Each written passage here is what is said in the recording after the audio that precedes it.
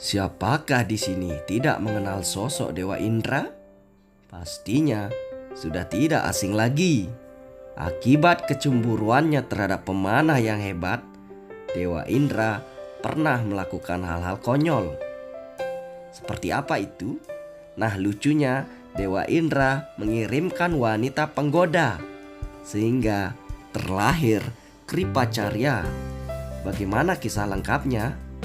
Berikut ulasannya. Masih ingatkah dengan tokoh fenomenal Kripacarya? Ya, dia adalah sosok guru yang dipungut oleh Raja Santanu untuk melatih Pangeran Kuru sebelum dilatih oleh Guru Drona, yang proses kelahirannya penuh dengan misteri. Berikut kisahnya. Kripacarya memiliki nama Kripa. Dia menjadi seorang guru sehingga namanya menjadi Kripacarya. Dia mengajar Pandawa dan Kurawa sejak usia dini hingga saat Resi Drona diberi tugas itu. Kripa memiliki keponakan bernama Aswatthama. Dia termasuk di antara yang hidup abadi karena ia tidak pernah dilahirkan sehingga tidak bisa mati. Sebenarnya ayahnya adalah pemanah yang hebat yang membuat Dewa Indra cemburu, dan seperti biasa dia mengirim apsara untuk merayunya. Ayahnya Sardwan adalah orang suci sehingga dia mengendalikan dirinya sendiri, tapi air maninya jatuh pada rumput yang membelahnya menjadi dua,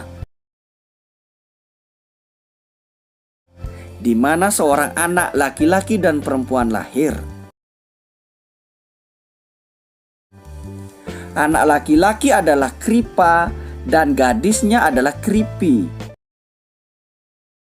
Santanu, kakek dari Pandawa, mengadopsi mereka dan Kripa menjadi guru sementara Kripi menikahi Drona. Jadi, dia tidak lahir dalam rahim sehingga tidak bisa mati secara sederhana.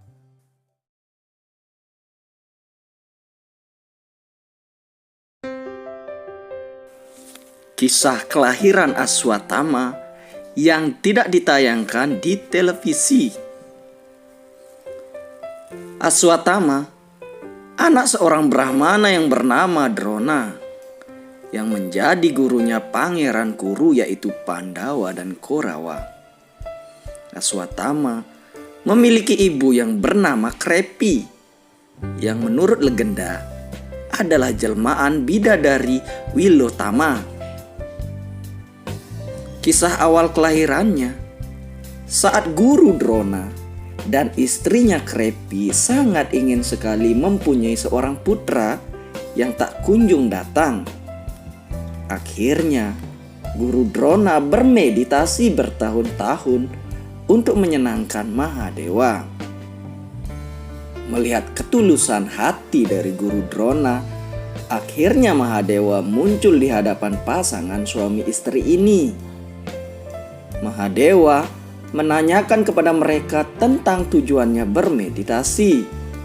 Lalu Guru Drona menjawab bahwa tujuannya adalah meminta keinginan untuk dianugerahi putra yang akan lahir menjadi jelmaan Mahadewa. Kemudian Mahadewa mengabulkan permintaannya. Diberi nama Aswatthama karena bentuk telapak kakinya mirip telapak kaki kuda, yaitu tidak punya jari-jari kaki dan berambut seperti rambut kuda. Namun banyak yang beranggapan bahwa Aswatthama adalah avatar Mahadewa. Hal ini tidaklah benar. Jadi sebenarnya Aswatthama lahir dari anugerah Mahadewa ketika orang tuanya melakukan tapas medi untuk Mahadewa. Mahadewa saat itu tidak mengambil avatar seperti yang dilakukan oleh Dewa Wisnu. Anugerah Mahadewa ini lahir untuk memberi kita pesan bahwa kita harus belajar mengendalikan kemarahan, karena kemarahan bisa menjadi alasan terbesar masalah kita. Satu hal lagi yang kita pelajari di sini adalah bahwa seorang tidak boleh mempelajari apapun setengah-setengah. Jika pengetahuan diperoleh, itu harus diperoleh sepenuhnya, tidak seperti Aswatama.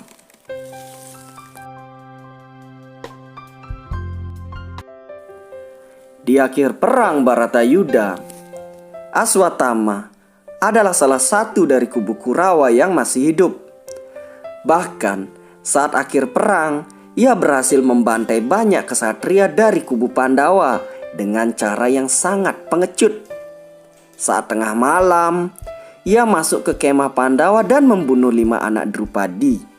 Yang sebenarnya niat Aswatama ini adalah membunuh para Pandawa demi membalaskan dendam sahabat kesayangannya, yaitu Duryodhana. Namun, kala itu para Pandawa sedang mempersiapkan diri untuk menyambut kemenangannya, dan malam itu bergegas menuju pasukan musuh yang akan menyerahkan senjatanya dan mengharuskan sang Ratu Drupadi harus ikut. Selain itu, Aswatama juga berhasil membunuh Drestajumna, Srikandi, dan beberapa jenderal lain. Nah, untuk si Drestajumna ini dibunuh saat mencoba menghentikan Aswatama sebelum membunuh anak Drupadi. Pandawa sangat muak dengan cara curang Aswatama. Mereka lalu mencarinya. Maka terjadi adu mulut antara Aswatama dan Bima. Aswatama bangga walaupun gagal membunuh Pandawa. Namun, setidaknya semua keturunan Pandawa musnah. Lalu Bima murka dan membalas celotehan Aswatama bahwasannya Aswatama mampu menghancurkan semua keturunan Pandawa tidaklah benar. Tuhan telah berkehendak lain karena masih ada keturunan Pandawa di rahim Utari yang merupakan anak dari Abimanyu. Lalu Aswatama tak puas. Akhirnya Aswatama bertarung dengan Arjuna.